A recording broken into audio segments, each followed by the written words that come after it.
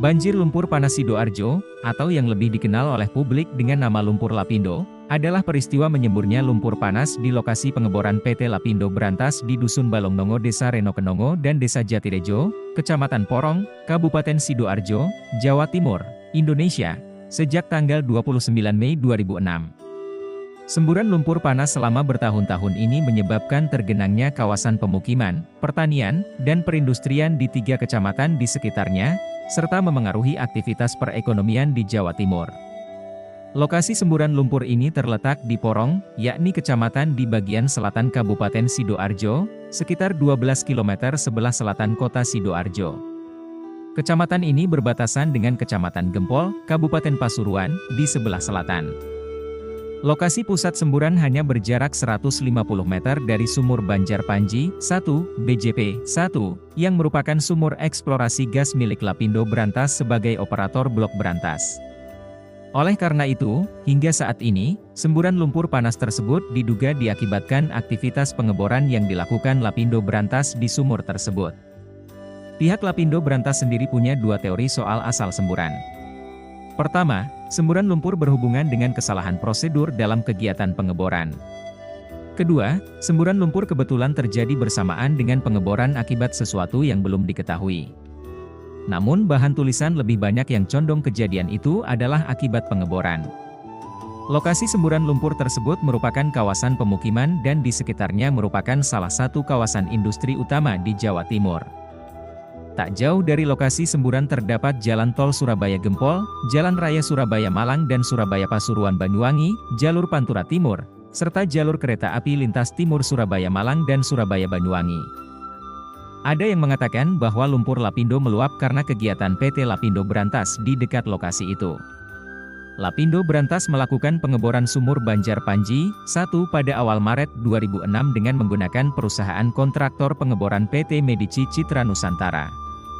Kontrak itu diperoleh Medici atas nama Alton International Indonesia, Januari 2006, setelah menang tender pengeboran dari Lapindo. Pada awalnya sumur tersebut direncanakan hingga kedalaman 8.500 kaki, 2.590 meter, untuk mencapai formasi Kujung, Batu Gamping. Sumur tersebut akan dipasang selubung bor, casing, yang ukurannya bervariasi sesuai dengan kedalaman untuk mengantisipasi potensi sirkulation loss, hilangnya lumpur dalam formasi, dan kick, masuknya fluida formasi tersebut ke dalam sumur, sebelum pengeboran menembus formasi Kujung. Sesuai dengan desain awalnya, Lapindo sudah memasang casing 30 inci pada kedalaman 150 kaki, casing 20 inci pada 1195 kaki, casing liner 16 inci pada 2385 kaki, dan casing 13/3/8 inci pada 3580 kaki. Lapindo press release ke wartawan, 15 Juni 2006.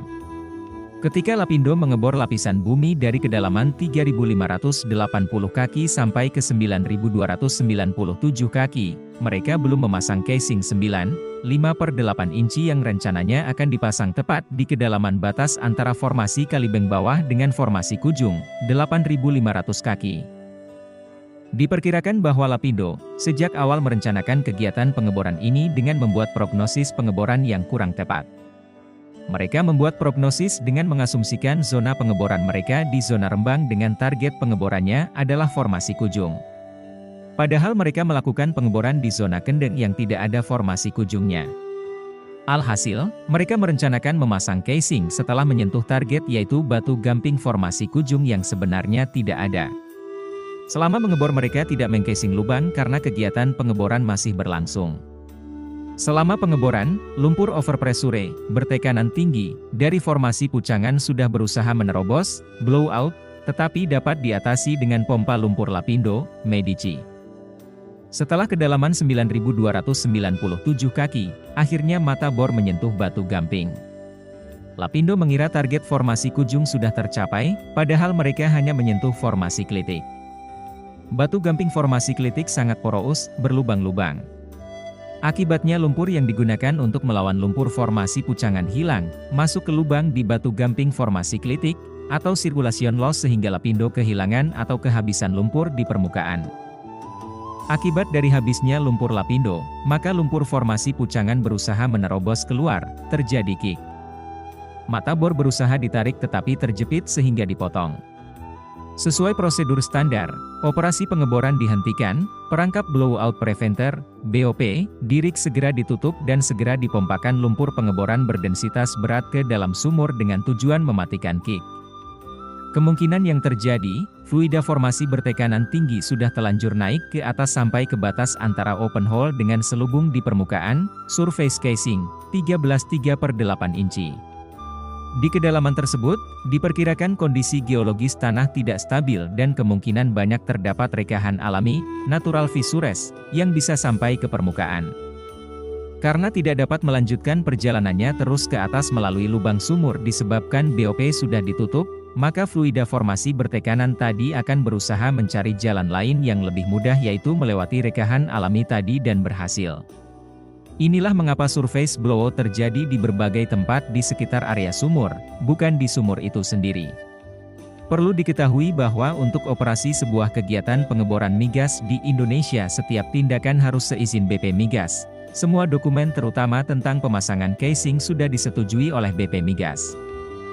Dalam APG 2008 International Conference and Exhibition dilaksanakan di Cape Town International Conference Center, Afrika Selatan, tanggal 26 sampai 29 Oktober 2008, merupakan kegiatan tahunan yang diselenggarakan oleh American Association of Petroleum Geologists, APG. Dihadiri oleh ahli geologi seluruh dunia, menghasilkan pendapat ahli antara lain 3 ahli dari Indonesia mendukung gempa Bantul 2006 sebagai penyebab, 42 suara ahli menyatakan pengeboran sebagai penyebab, 13 suara ahli menyatakan kombinasi gempa dan pengeboran sebagai penyebab, dan 16 suara ahli menyatakan belum bisa mengambil opini. Laporan audit Badan Pemeriksa Keuangan tertanggal 29 Mei 2007 juga menemukan kesalahan-kesalahan teknis dalam proses pengeboran. Sejumlah upaya telah dilakukan untuk menanggulangi luapan lumpur, diantaranya dengan membuat tanggul untuk membendung area genangan lumpur. Namun, lumpur terus menyembur setiap harinya, sehingga sewaktu-waktu tanggul dapat jebol, yang mengancam tergenanginya lumpur pada permukiman di dekat tanggul. Jika dalam 3 bulan bencana tidak tertangani, adalah membuat waduk dengan beton pada lahan seluas 342 hektare, dengan mengungsikan 12.000 warga. Kementerian Lingkungan Hidup mengatakan, untuk menampung lumpur sampai Desember 2006, mereka menyiapkan 150 hektare waduk baru. Juga ada cadangan 342 hektare lagi yang sanggup memenuhi kebutuhan hingga Juni 2007. Akhir Oktober, diperkirakan volume lumpur sudah mencapai 7 juta meter persegi. Namun rencana itu batal tanpa sebab yang jelas. Badan Meteorologi dan Geofisika meramal musim hujan bakal datang 2 bulanan lagi. Jika perkiraan itu tepat, waduk terancam kelebihan daya tampung. Lumpur pun meluap ke segala arah, mengotori sekitarnya. Institut Teknologi 10 November Surabaya memperkirakan, musim hujan bisa membuat tanggul jebol, waduk-waduk lumpur meluber, jalan tol terendam, dan lumpur diperkirakan mulai melibas rel kereta. Ini adalah bahaya yang bakal terjadi dalam hitungan jangka pendek. Sudah ada 3 tim ahli yang dibentuk untuk memadamkan lumpur berikut menanggulangi dampaknya. Mereka bekerja secara paralel. Tiap tim terdiri dari perwakilan Lapindo, pemerintah, dan sejumlah ahli dari beberapa universitas terkemuka.